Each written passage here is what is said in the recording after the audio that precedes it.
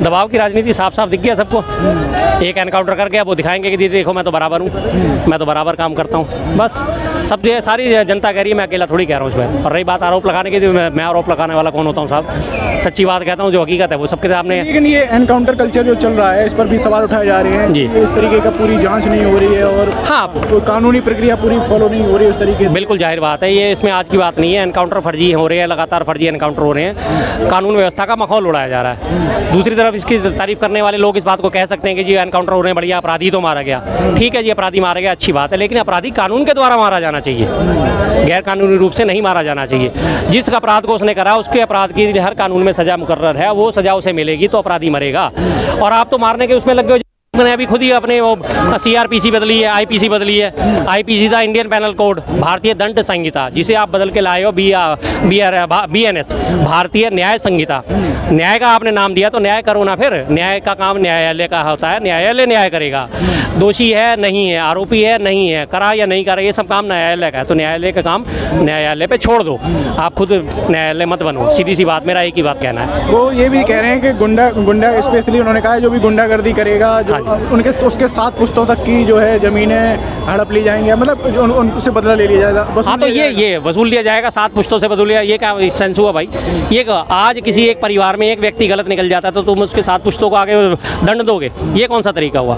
इस तरीके से मैं साफ साफ गलत मानता हूँ। ये किसी भी किस्म से जायज़ नहीं ठहराया जा सकता। उसको जिसने करा है, जो दोषी है, आप उसे सजा दो, जो सजा कानून में मुकर्रर है वो सजा उसे दो, सीधी सी बात है। आप ही तो लेके आए हो भारतीय न्याय संहिता जो लाए हो, नया कानून आपने लागू करा है BNS, तो उसमें न्याय का शब्द का फिर महत्व भी क्या रह गया? अगर आप BNS ही लागू कर रहे हो तो न्याय का महत्व क्या रह गया? फिर तो वही पुरानी ठीक थी हमारी भारतीय दंड संहिता कि दंड ही दिया जाना है। आप खुद ही आप अपने मुंह से कहते हो कि दंड नहीं देना, हमें न्याय करना है, और न्याय के नाम पे आप खुद ही कहते हो कि नहीं जी हम तो एनकाउंटर करेंगे, 7 पुश्तों को इनका भुगतना पड़ेगा। क्यों भाई? जिसने एक करा है, कोई एक व्यक्ति कभी किसी वजह से आ जाता है, कोई ठीक है, जो आतन अपराधी होते हैं वो अपराधी होते ही होते हैं, तो अपराधियों को तो यह दंड देना न्यायालय का काम है, न्यायालय के ऊपर छोड़ दो, न्यायालय अपना काम करेगा ही करेगा, बात खत्म। 7 पुश्तों का क्या मतलब बनता है? ये कहीं ना कहीं प्रेशर पॉलिटिकल अखिलेश यादव की तरफ से भी था। उन्होंने कहा था कि जो STF है उसका फुल फॉर्म है स्पेशल ठाकुर। हाँ जी बिल्कुल। जो उस लड़के के पिता अखिलेश यादव जो को खुशी हुई होगी। हाँ जी, पूरा बयान आप सुनिए ना कि आखिर अखिलेश यादव की इच्छा पूरी हो गई कि सिंह भी मारा गया। अखिलेश यादव जी की इसमें क्या इच्छा पूरी होनी है? सीधी सी बात है जी, जो अपराधी है वो तो अपराध करेगा तो उसका जिम्मेदार वो खुद होगा, सीधी सी बात है। उन्होंने ये बात उठाई थी कि जी आप इस तरह से जो है यादव टोटली आपने देखा जी। अब ये छोटा सा ही उदाहरण था, लखनऊ में जो पानी वाला केस हुआ था, उसमें 16 आरोपी थे, 16 में से नाम किसके लिए? सिर्फ 2 के, एक यादव का, एक मुसलमान का। उसके बाद मंगेश यादव उसको मारा गया, यादव था। आर्यन मिश्रा जो मारा गया गुड़गांव में, चलो वो तो यूपी से बाहर की बात थी, उसे मुसलमान समझ के मार दिया गया था। तो लास्ट एंड फाइनल आप किनको टारगेट कर रहे हो? इन्हीं लोगों को तो टारगेट कर रहे हो। आपने उन्हें कहा कि अपने स्वय जातियों का आप संरक्षण करते हो, स्वय जाति अभी भी हैं। कितने सारे आरोपी वहाँ पे अभी खुले घूम रहे हैं। 106 मुकदमे होने के बाद, 84 मुकदमे होने के बाद, 56 मुकदमे होने के बाद सारे खाली घूम रहे हैं। मैंने पिछली बार आपको पूरी लिस्ट दिखाई थी, तो वो क्यों खुले घूम रहे हैं? किसी एक को आप दिखा के आप दिखाना चाहते हो नहीं जी हम तो बराबरी कर रहे हैं, हम तो बैलेंस बना रहे हैं। भाई बैलेंस बनाना काम जितना भी है वो सब उसका कानून का काम है, न्यायालय का काम है। जो काम करेगा न्यायालय करेगा, आपके हक में काम नहीं है। उत्तर प्रदेश में एक और एनकाउंटर हुआ है अनुज सिंह नाम के लड़के का। अखिलेश यादव जिस तरीके से कह रहे थे कि STF को स्पेशल ठाकुर फोर्स है, कैसे देखते हो आप इसको एनकाउंटर? देखो जिस हिसाब से एनकाउंटर हुआ है ना, इसमें कुछ ना कुछ है, इसकी बारीकी से जांचो। ठीक है, मैं कहता हूँ जिसने गलत किया है उसके साथ होता है तो ऐसे कोई कम वो वाली बात नहीं है, पर इस माहौल में जो हो रहा है ना, इसमें कहीं ना कहीं लगता है कि इसमें कुछ ना कुछ दाल में काला है। और अधिकतर देखो बोलना नहीं चाहिए, इन चीज़ों में बड़ी बड़ी हस्तियों के हाथ होते हैं, इनमें बहुत लोग शामिल होते हैं। अकेले आदमी की इतनी बच्ची नहीं है, इतनी बड़ी ज्वेलरी शॉप में लूट करना। इसमें हो सकता है अगर अच्छी तरीके से हमारी सरकार उसकी जांच करवाए तो हो सकता है इसका नतीजा कुछ और ही निकले। और रह गई बात, ये तो देखो एनकाउंटर की बात है, हमारे देश की राजनीति बड़ी गंदी हो गई है। योगी जी बार बार एक ही बात बोलते हैं, बटोगे कटोगे, ये दूसरी बार बयान है। कौन बांट रहा है और कौन काट रहा है? हिंदू 80 करोड़ है, 12-14 करोड़ मुसलमान है, मुसलमान भाई हैं। कौन काट रहा है? ये लोग बाग कटवाने के चक्कर में ये लोग बाग चाहते हैं कि देश में एक बार हिंदू मुसलमानों का फिर से दंगा हो। नहीं तो हिंदुओं को कौन काट रहा है? आज तक मुझे एक बात बताओ भाई, जहाँ मस्जिद बनती है वहाँ तुमने हिंदुओं को जाते हुए रोकते हुए देखा होगा? ये जो विश्व हिंदू परिषद है या फलाना परिषद है या गोरक्षक दल है, आज तक देश जब से आज़ाद हुआ है मुझे कोई एक रिकॉर्ड बता दो किसी मुसलमान भाई ने किसी मंदिर को बनते हुए रोका हो या किसी ने ऑब्जेक्शन उठाया हो।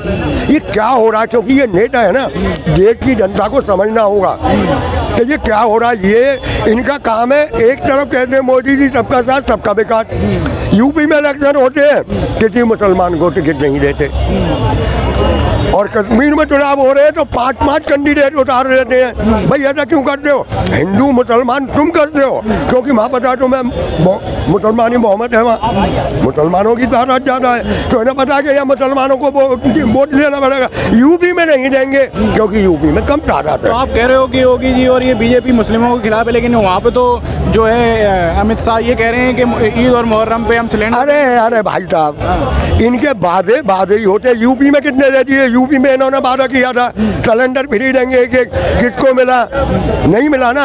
ऐसे वहाँ कह दी जाके कश्मीर में कि ईद में और मुहर्रम में एक सिलेंडर किसी को मिला। आज तक मुझे एक बात बता दो, कोई भी ध्यान करके बता दो, 2014 से लेके आज तक 2024 खत्म ही हो गया, 11 साल हो गए बीजेपी को। एक कोई वादा बता दो इनका पूरा हुआ हो।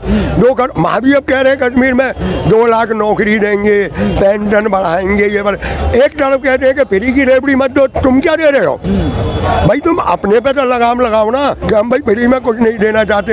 एक तरफ कहते हैं हम 5 किलो राशन दे रहे हैं और अगली 5 साल तुम्हें भिखमंगाई रखेंगे, मतलब तुम्हारे रोजगार की स्वास्थ्य की कोई बात नहीं करेंगे।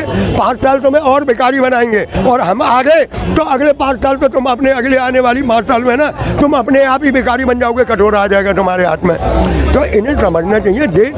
ये नेताओं का देखो, कोई भी होता है, कोई भी पार्टी हो भाई, तो मैं किसी पहले भी बोल चुका हूँ, मैं किसी पार्टी का समर्थक नहीं करता, चाहे वो बीजेपी हो या कांग्रेस। अगर राहुल ने एक मिनट राहुल ने अगर कोई गलत बात कही है तो मैंने उसे वो कोई और बात है, रुकना तू भी बोलना। राहुल ने अगर गलत बात बोली है तो मैंने कहा भाई राहुल ने गलत बोलेगा।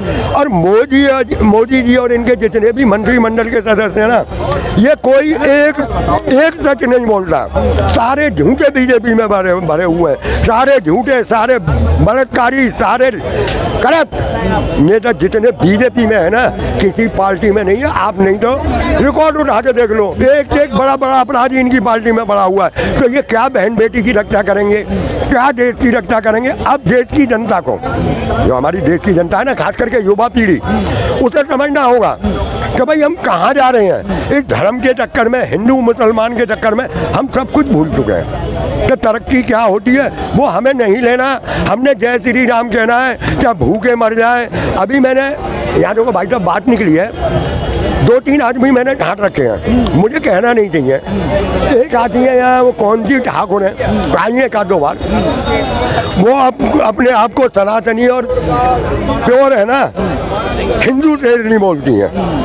अरे बात तो कभी भी उनके मुंह से हिंदू के लिए नहीं निकला, उनके मुंह से जबान से जहर ही निकलता मुसलमानों के लिए। भाई एक जात को टारगेट मत करो। एक और आता है या पागल बंदा, दीपक दिल्ली वाला, वो हमेशा यही बोलता है कि तलवार की नोक पे तलवार पहनोगे। मैंने आज तक नहीं सुना सन 47 से ऐसा। अगर ऐसा है ना, हो सकता है उसके खानदान के साथ हुआ होगा तो सही कह रहा होगा, नहीं तो आज तक मैंने नहीं सुना कि मुसलमानों ने ऐसा किया है।